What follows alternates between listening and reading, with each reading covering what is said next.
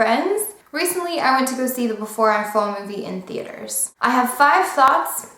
Here they are. 1. I was really excited before I even saw this movie to see that it was actually getting some good critic reviews. Now, I think we all know that critic reviews kind of don't mean anything because, sorry, but most of the time critics are like total snobs, especially when it comes to teen movies. And I saw this really great article that Lauren Oliver did recently, like, why do teen movies get so much hate? And one of the things she brought up is like, why do they get categorized as teen movies? We don't categorize everything else as adult movies. I mean, like, those kind of adult movies, I guess. But you know what I'm saying. Movies geared towards adults are given their own categories: drama, comedy, horror, sci-fi. But for some reason, anything having to do with a teenage audience gets lumped in this one category. And critics seem to really hate that category. So we've seen it a lot where movies based on teen books have really just been totally trashed by critics. So I was really excited to see that it had a good score on Rotten Tomatoes and critics seemed to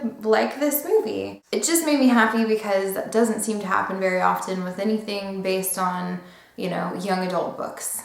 Number 2. If you haven't read any of Lauren Oliver's books, you really, really should. Before I Fall was one of my favorites. I also really love her kind of dystopian world series, Delirium. And I've generally just enjoyed everything I've read of hers. It always is very thoughtful. You don't always kind of see the direction that it's gonna go. I just think she's a great author. So that's kind of my second thought, is if you haven't read her stuff, you should really read her stuff. Number 3, Zoe Desch's performance in this was so good. I've actually liked her for a long time. She did this series like 5 or 6 years ago with Sarah Michelle Gellar, and I can't remember the name of it right now. But I have liked her since that series. I just thought she was really good in that. I thought she was great in Vampire Academy. I would have really liked to see her in more Vampire Academy movies, but you know, obviously I don't think that's gonna happen. So I've liked her work for a long time and I thought she was great in this movie. I think she gave the character a lot of depth and I just enjoy watching her work. I don't think she gets enough like mainstream credit.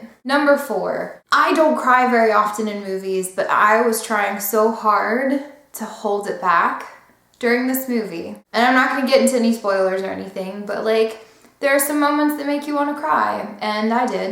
And it was especially awkward because I was like by myself in the movie theater because I'm like a confident enough woman to be able to go see a movie by myself. And I was like holding it in. I was trying real hard to not let it come out. So to me, that's always the mark of a good movie because it really, it made me emotional. And number 5, I really think Before I Fall is like the perfect example of a book to movie adaptation done right. There weren't a ton of major changes. It captured like the essence and the spirit of the book. And I'm not somebody that like is a stickler for wanting, you know, the movie to be just exactly like the book because I get there have to be changes. I just always want it to have that same feeling and message and spirit as the original work, and I think this did a really good job of that. And honestly, I don't know that I've seen one this good since The Fault in Our Stars, so good job, guys. So there you have it. Those are my 5 thoughts on the Before I Fall movie. See you next time.